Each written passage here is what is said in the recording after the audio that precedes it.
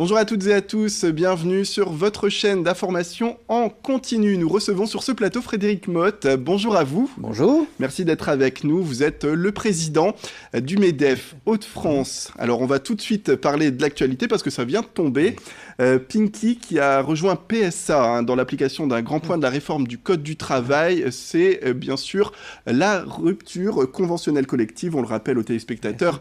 Il s'agit de proposer aux salariés désormais de quitter l'entreprise sans qu'il y ait forcément un contexte économique difficile. Alors, pour Pinky, ça vient de tomber. Ce sont 208 départs en France et 53 à Villeneuve-d'Ascq. Qu'est-ce que vous en pensez ?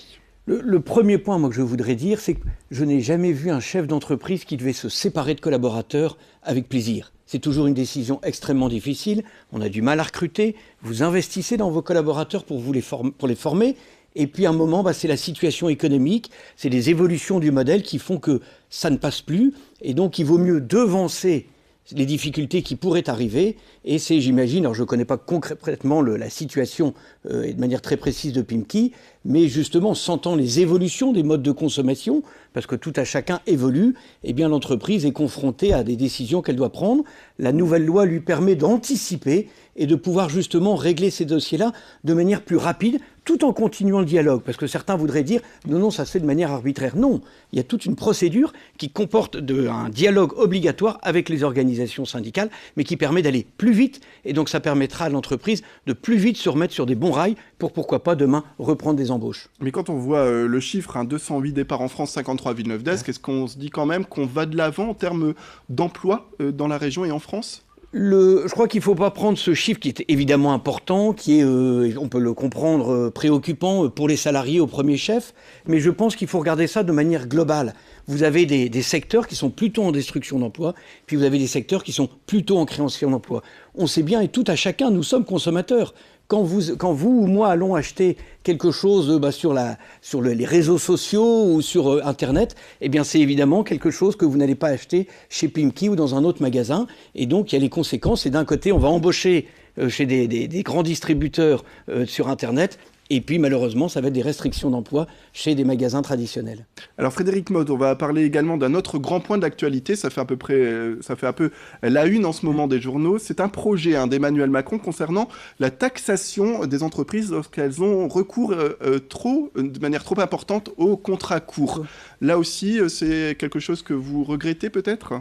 Je crois qu'il faudrait prendre un peu de temps pour expliquer. Mais les contrats courts, en fait, ils sont fortement utilisés principalement à 80% dans 3 secteurs d'activité. C'est l'hôtellerie, c'est l'intérim, et puis c'est évidemment tout ce qui est spectacle, l'industrie de la fête. Vous pensez bien que quand il y a un match au grand stade, on ne va pas embaucher à quelqu'un en CDI, alors qu'on a juste une Coupe du Monde ou une manifestation à animer. Et donc le gouvernement est en train de dire « Attention, est-ce qu'il n'y a pas certains secteurs qui sont en train d'abuser de cette situation ?»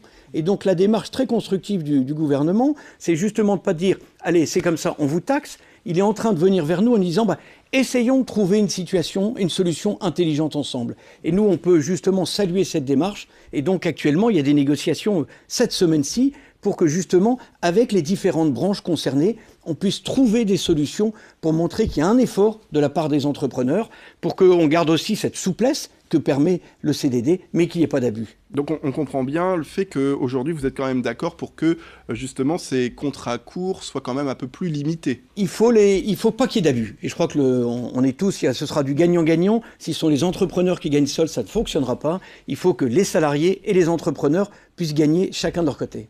Alors on va en venir peut-être à la région, puisque vous êtes le président du MEDEF en Hauts-de-France. D'une manière générale, le moral des patrons dans la région, comment est-il ?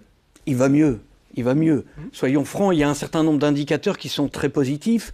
On l'a bien vu, la croissance du PIB, c'est la croissance des créations d'entreprises, ce sont les créations d'emplois, avec même une inquiétude, c'est qu'on a un grand nombre de chefs d'entreprise dans nos réunions qui nous font remarquer qu'ils ont des difficultés pour embaucher.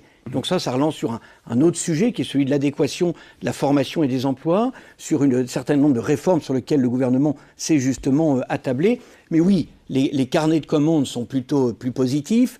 On le voit bien, donc je le disais, avec cette tension sur l'emploi, donc éventuellement sur les salaires, sur des entreprises qui sont en train de se débaucher du personnel. Donc oui, tous ces petits signaux. Alors, Tout le monde ne le ressent pas encore, mais on sent bien que ce soit sur les transactions immobilières, sur le nombre de permis de construire, sur l'industrie du carton, sur un certain nombre de sociétés de grands biens de consommation. Oui, ça va mieux. Ça va mieux donc dans la région avec l'emploi qui est lui aussi favorable. Et donc, on est en création nette d'emplois cette année. On estime qu'en France, ce sont près de 300 000 nouveaux emplois qui vont être créés. Un petit bémol peut-être pour notre région, c'est que le taux de création, il est un petit peu moins fort qu'ailleurs en France. Peut-être alors il faudra attendre un petit peu pour avoir l'analyse des chiffres de manière plus précise, mais on peut peut-être imaginer que notre région, qui exporte un petit peu moins que les autres régions, bénéficie un peu moins, en tout cas, de cette croissance mondiale qui bénéficie d'autres mieux à d'autres régions. Alors Frédéric Motte, vous souhaitez, on le rappelle aux téléspectateurs, prendre la place de Pierre Gattaz en juillet prochain pour ce qui est de la présidence nationale du MEDEF. Est-ce qu'on va vous voir, je ne sais pas, arborer un pins, 1 million d'emplois est-ce que vous faites confiance comme lui au gouvernement ou est-ce que vous prenez peut-être un peu de recul ? Non, je crois qu'il faut replacer cette opération à laquelle vous faites allusion dans son contexte. On était autrefois avec une vraie défiance vis-à-vis des entreprises. Or, nous savons bien que ce sont les entreprises qui créent la richesse, ce sont les entreprises qui créent de l'emploi, qui permettent ensuite la solidarité. Et donc là, résolument, au niveau du gouvernement, nous avons des interlocuteurs, qui connaissent l'entreprise, et qui ont envie de faire bouger le pays. Et on l'a vu, ils ont enclenché un grand nombre de réformes. Alors certains diront elles vont pas assez loin, pas assez vite. En tout cas, elles vont dans la bonne direction. Et donc nous, au niveau du monde de l'entreprise, le message que j'adresse à tous mes adhérents, à tous les chefs d'entreprise, c'est allez-y, montrez que vous, justement, la confiance est en train de revenir. Allez-y dans vos investissements, allez-y dans vos embauches. Résolument, nous sommes dans la bonne direction. J'ai peut-être une dernière question, Frédéric Motte, pour vous. C'est concernant le travail détaché. On sait qu'Emmanuel Macron a fait la tournée de l'Europe pour se battre contre cela. Il est sorti plus ou moins victorieux, mais il n'a pas réussi à lutter contre le transport de marchandises à ce niveau-là. Est-ce que, dans une région qui est particulièrement touchée par ça, qu'est-ce que vous pensez de tout cela ? Évidemment, je crois que c'est un atout pour notre région, c'est notre position géographique. Personne ne pourra nous l'enlever. Nous sommes à la croisée des chemins entre les grands ports belges, nos ports de Dunkerque qui se développent, l'Angleterre qui va jouer son Brexit, donc une opportunité pour notre région, le sud de l'Europe. Incontestablement, là, il y a eu des négociations. Vous savez, dans une négociation, il faut trouver des concessions, et donc ça ne va pas assez loin. Le travail détaché, il faut rappeler, parce qu'il y a beaucoup d'idées reçues, un travailleur détaché que vous employez dans votre entreprise en France, si vous l'employez légalement, il vous coûte plus cher qu'un travail français. Là où il y avait des abus, c'est quand justement les gens en profitaient pour tricher ou éventuellement faire un plus grand nombre d'heures. En l'occurrence, sur le domaine du transport, c'est un combat qui reste à mener. Très bien, merci beaucoup Frédéric Motte pour ces informations. Merci d'être venu. C'est la fin de cette édition. Tout de suite, vos informations météo.